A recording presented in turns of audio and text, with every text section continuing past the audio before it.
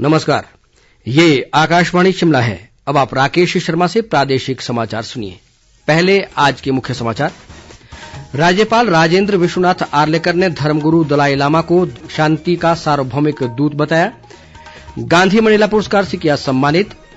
मुख्य चुनाव अधिकारी मनीष गर्ग 3 जिलों के प्रवास पर। ईवीएम और वीवीपैट के स्ट्रांग रूम की सुरक्षा का ले रहे हैं जायजा। पूर्व प्रधानमंत्री स्वर्गीय इंदिरा गांधी और महान स्वतंत्रता सेनानी लक्ष्मीबाई को जयंती पर किया गया नमन। और 53वां अंतर्राष्ट्रीय फिल्म महोत्सव कल से गोवा में होगा शुरू। 79 देशों की दिखाई जाएगी 280 फिल्में। अब समाचार विस्तार से। राज्यपाल राजेंद्र विश्वनाथ आर्लेकर ने धर्मशाला में गांधी मंडेला फाउंडेशन द्वारा आयोजित एक ऐतिहासिक समारोह में आज धर्मगुरु दलाई लामा को गांधी मंडेला पुरस्कार से सम्मानित किया। ये फाउंडेशन उन वैश्विक नेताओं को सम्मानित करने का काम करता है जो नागरिकों को शांति, एकता और स्वतंत्रता के लिए प्रेरित करते हैं। इस अवसर पर राज्यपाल ने कहा कि धर्मगुरु दलाई लामा इस पुरस्कार के लिए योग्य व्यक्ति हैं क्योंकि वे शांति के सार्वभौमिक दूत हैं। उन्होंने कहा कि दलाई लामा ने विश्व को अहिंसा और करुणा के सिद्धांत दिए हैं जिनकी आज के समय में जरूरत है। समारोह में धार्मिक गुरु दलाई लामा ने कहा कि विश्व शांति के लिए अहिंसा और करुणा का मार्ग अपनाना होगा और ये दोनों सिद्धांत मानव अस्तित्व की मार्गदर्शक शक्तियां हैं। उन्होंने गांधी मंडेला पुरस्कार प्रदान करने के लिए फाउंडेशन का आभार व्यक्त किया। बाद में राज्यपाल ने धर्मशाला के सराह गांव में तोंग लेन चैरिटेबल ट्रस्ट द्वारा आयोजित धन्यवाद दिवस कार्यक्रम की अध्यक्षता भी की। उन्होंने जिला रेडक्रॉस सोसाइटी कांगड़ा व जिला प्रशासन द्वारा आयोजित कार्यक्रम में क्षय रोग से पीड़ित 100 अनाथ बच्चों को शैक्षिक किट और रोगियों को 1000 निक्षय किट वितरित की। प्रदेश में विधानसभा चुनाव के तहत 68 विधानसभा सीटों के लिए 12 नवंबर को हुए मतदान के बाद ईवीएम और वीवीपैट मशीनों को विभिन्न स्थानों पर बनाए गए स्ट्रांग रूम में कड़ी सुरक्षा के बीच रखा गया है। मतों की गिनती 8 दिसंबर को होगी। प्रदेश के मुख्य निर्वाचन अधिकारी मनीष गर्ग सहित निर्वाचन से संबंधित अधिकारी स्ट्रांग रूम में विभिन्न व्यवस्थाओं का समय समय पर जायजा ले रहे हैं। इसी के तहत मुख्य निर्वाचन अधिकारी मनीष गर्ग इन दिनों सिरमौर, सोलन और बिलासपुर जिलों के 4 दिवसीय प्रवास पर हैं। उन्होंने कल पच्छाद विधानसभा क्षेत्र के सुराह और नाहन शहर का दौरा कर ईवीएम और वीवीपैट के स्ट्रांग रूम की सुरक्षा व्यवस्था का निरीक्षण किया। मनीष गर्ग ने आज संगड़ाह और शिलाई विधानसभा क्षेत्र में बनाए गए स्ट्रांग रूम व मतदान केंद्रों को भी दौरा किया। उन्होंने चुनाव प्रत्याशियों के कुछ प्रतिनिधियों से भी मुलाकात की। प्रतिनिधियों ने स्ट्रांग रूम और मतगणना केंद्रों की सुरक्षा व्यवस्था पर संतोष जताया। मुख्य निर्वाचन अधिकारी ने मशीनों को मतगणना के दिन स्ट्रांग रूम से मतगणना केंद्रों तक पहुंचाने की व्यवस्था की भी समीक्षा की। उन्होंने कहा कि सिरमौर जिला में 5 स्ट्रांग रूम बनाए गए हैं और सभी पर सीसीटीवी कैमरों के माध्यम से नजर रखी जा रही है। मनीष गर्ग कल पांवटा साहिब विधानसभा क्षेत्र का दौरा करने के बाद नालागढ़ व बिलासपुर जाएंगे। अखिल भारतीय कांग्रेस कमेटी के प्रवक्ता कुलदीप सिंह राठौर ने आज कांग्रेस के राष्ट्रीय अध्यक्ष मल्लिकार्जुन खड़गे से भेंट कर प्रदेश में हुए विधानसभा चुनाव व संगठन के बारे में उन्हें जानकारी दी।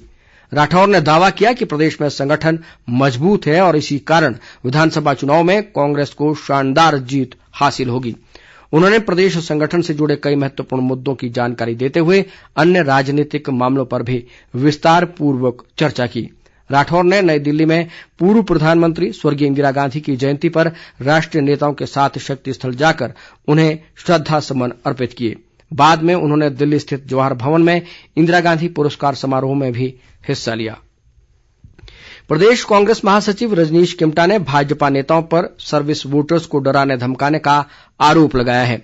एक बयान में उन्होंने कहा कि विधानसभा चुनाव में अपनी करारी हार देखकर भाजपा बौखलाहट में है। किमटा ने कहा कि कुछ भाजपा नेता चुनाव अधिकारियों से सर्विस वोटर्स की लिस्ट लेकर उन्हें भाजपा के पक्ष में मतदान करने का पूरा दबाव बना रहे हैं। उन्होंने सर्विस वोटर्स को बिना किसी भय और प्रलोभन के अपना मतदान करने का आह्वान किया है। रजनीश किमटा ने कहा कि प्रदेश में लोगों ने भाजपा के खिलाफ अपना जनमत दिया है जो ईवीएम में बंद है। उन्होंने चुनाव आयोग से सर्विस वोटर्स के मतपत्रों की पूरी सुरक्षा सुनिश्चित करने का आग्रह किया है। किमटा ने कहा कि कांग्रेस की सरकार बनते ही सबसे पहले कर्मचारियों की ओल्ड पेंशन बहाल की जाएगी। इस बीच उन्होंने भारतीय निर्वाचन आयोग से प्रदेश में आदर्श चुनाव आचार संहिता के बीच शिमला शहर के लिए 700 करोड़ की पेयजल योजना की निविदा देने पर आपत्ति जताई है। उन्होंने इस संबंध में चुनाव आयोग को पत्र भेजकर पेयजल की इस प्रक्रिया पर तुरंत रोक लगाने की मांग की है। पूर्व प्रधानमंत्री स्वर्गीय इंदिरा गांधी की जयंती पर आज प्रदेश में विभिन्न कार्यक्रम आयोजित कर श्रद्धांजलि अर्पित की गई। प्रधानमंत्री नरेंद्र मोदी ने स्वर्गीय इंदिरा गांधी की जयंती पर उन्हें श्रद्धा सुमन अर्पित किए।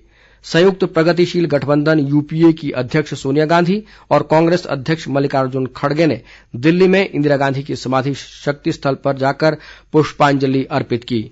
इधर शिमला जिला के ऐतिहासिक रिज मैदान पर स्थित स्वर्गीय प्रधानमंत्री इंदिरा गांधी की प्रतिमा पर उपायुक्त आदित्य नेगी ने पुष्पांजलि अर्पित की। इस अवसर पर उपायुक्त ने इंदिरा गांधी द्वारा देश के लिए दिए गए उल्लेखनीय योगदान और हिमाचल की स्थापना में उनकी अहम भूमिका की सराहना की। इस अवसर पर नगर निगम के आयुक्त आशीष कोहली सहित अन्य गणमान्य लोग मौजूद रहे। प्रदेश कांग्रेस कमेटी ने पार्टी मुख्यालय राजीव भवन में इंदिरा गांधी की जयंती पर एक कार्यक्रम आयोजित कर उन्हें श्रद्धांजलि दी।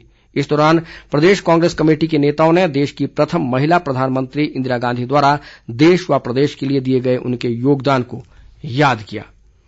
इस बीच प्रधानमंत्री नरेंद्र मोदी ने महान स्वतंत्रता सेनानी रानी लक्ष्मीबाई की जयंती पर उन्हें नमन किया। प्रधानमंत्री ने कहा कि उनका साहस और देश के लिए अतुलनीय योगदान भुलाया नहीं जा सकता। उन्होंने कहा कि रानी लक्ष्मीबाई का औपनिवेशिक शासन के खिलाफ दृढ़ता से मुकाबला करना सभी के लिए प्रेरणा का स्रोत है। भारत का 53वां अंतर्राष्ट्रीय फिल्म महोत्सव कल गोवा में रंगारंग कार्यक्रम के साथ शुरू होगा। महोत्सव में 79 देशों की 280 फिल्में दिखाई जाएंगी। महोत्सव का आरंभ डाइट बर्नर द्वारा निर्देशित Austrian film Alma and Oscar से होगी। भारतीय पैनोरमा खंड में भारत की 25 फीचर फिल्में और 19 गैर फीचर फिल्में दिखाई जाएंगी, जबकि 183 फिल्में अंतर्राष्ट्रीय कार्यक्रम का हिस्सा होंगी। 52 में दादा साहिब फाल्के पुरस्कार विजेता आशा पारिख पर एक विशेष खंड प्रस्तुत किया जाएगा। विश्व हिंदू परिषद हिमाचल प्रदेश में 1.5 लाख लोगों को हित चिंतक बनाएगी। आज शिमला में एक पत्रकार वार्ता में विश्व हिंदू परिषद के केंद्रीय सहमंत्री व अखिल भारतीय प्रचार प्रसार प्रमुख विजय शंकर तिवारी ने ये बात कही। उन्होंने कहा कि कल 20 नवंबर से 5 दिसंबर तक हित चिंतक अभियान चलाकर 15,000 गांवों तक पहुंचकर समाज के हर वर्ग को राष्ट्र हित के कार्यों में जोड़ा जाएगा। इस दौरान लोगों को विश्व हिंदू परिषद के कार्यों की विस्तृत जानकारी दी जाएगी। प्रसार भारती में वित्त व कार्मिक विभाग के सदस्य डीपीएस नेगी ने आकाशवाणी व दूरदर्शन केंद्र के अधिकारियों के साथ महत्वपूर्ण विषयों पर शिमला में आज एक समीक्षा बैठक की। इस दौरान उन्होंने केंद्र के कर्मचारियों की समस्याओं के बारे में जानकारी हासिल की। डीपीएस नेगी ने कहा कि लोगों तक आकाशवाणी और दूरदर्शन की बेहतर सेवाएं प्रदान करने के उद्देश्य से शिमला के अलावा राज्य के अन्य स्थानों पर बेहतर स्टूडियो का निर्माण किया जा रहा है। उन्होंने केंद्र में बेहतरीन सुविधाओं के लिए अपने जरूरी सुझाव भी दिए। अंडर 14 छात्र छात्राओं की 4 दिवसीय राज्य स्तरीय सांस्कृतिक प्रतियोगिता आज चंबा के चौगान में शुरू हुई। प्रतियोगिता में 11 जिलों के करीब 350 प्रतिभागी हिस्सा ले रहे हैं। इस प्रतियोगिता में बेहतर प्रदर्शन करने वाले प्रतिभागियों का चयन राष्ट्र स्तरीय प्रतियोगिता के लिए किया जाएगा। उधर अंतर महाविद्यालय बैडमिंटन पुरुष वर्ग प्रतियोगिता आज ऊना में संपन्न हो गई। प्रतियोगिता के फाइनल मुकाबले में राजकीय उत्कृष्ट महाविद्यालय ऊना की टीम ने राजकीय उत्कृष्ट महाविद्यालय संजौली शिमला को हराकर खिताब जीता। इस बीच राज्य स्तरीय अंडर 17 बैडमिंटन चैंपियनशिप आज मनाली में संपन्न हो गई। इस प्रतियोगिता में कांगड़ा की भारती शर्मा लड़कियों और हमीरपुर के शिवांश लड़कों के वर्ग में हिमाचल चैंपियन बने। प्रतियोगिता के मिक्स डबल मुकाबले में हमीरपुर के शिवांश और शिमला की प्रज्ञा वर्मा की जोड़ी चैंपियन बनी। हिमाचल बैडमिंटन एसोसिएशन के पूर्व उपाध्यक्ष बलवंत झौटा ने विजेता व उपविजेता खिलाड़ियों को पुरस्कृत किया। चंबा जिला की साहो पंचायत में आज सुबह सामुदायिक स्वास्थ्य केंद्र के समीप आग लगने से 4 दुकानें जलकर राख हो गई, जबकि एक मकान को आंशिक रूप से नुकसान हुआ है। आग की सूचना मिलते ही अग्निशमन विभाग के कर्मियों और स्थानीय लोगों ने कड़ी मशक्कत के बाद आग पर काबू पाया। घटना का पता लगते ही स्थानीय विधायक पवन नैयर और एसडीएम ने मौके पर पहुंचकर नुकसान का जायजा लिया और प्रभावित परिवार को फौरी राहत राशि भी प्रदान की। अंत में मुख्य समाचार एक बार फिर। राज्यपाल राजेंद्र विश्वनाथ आर्लेकर ने धर्मगुरु दलाई लामा को बताया शांति का सार्वभौमिक दूत। गांधी मंडेला पुरस्कार से किया सम्मानित। मुख्य चुनाव अधिकारी मनीष गर्ग 3 जिलों के प्रवास पर ईवीएम और वीवीपैट के स्ट्रांग रूम की सुरक्षा का ले रहे हैं जायजा। पूर्व प्रधानमंत्री स्वर्गीय इंदिरा गांधी और महान स्वतंत्रता सेनानी लक्ष्मीबाई को जयंती पर किया गया नमन। और 53वां अंतर्राष्ट्रीय फिल्म महोत्सव कल से गोवा में होगा शुरू। 79 देशों की दिखाई जाएंगी 280 फिल्में। इसी के साथ ये समाचार बुलेटिन समाप्त हुआ। हमारा अगला बुलेटिन आप सुन सकते हैं कल सुबह 9:20 पर। नमस्कार।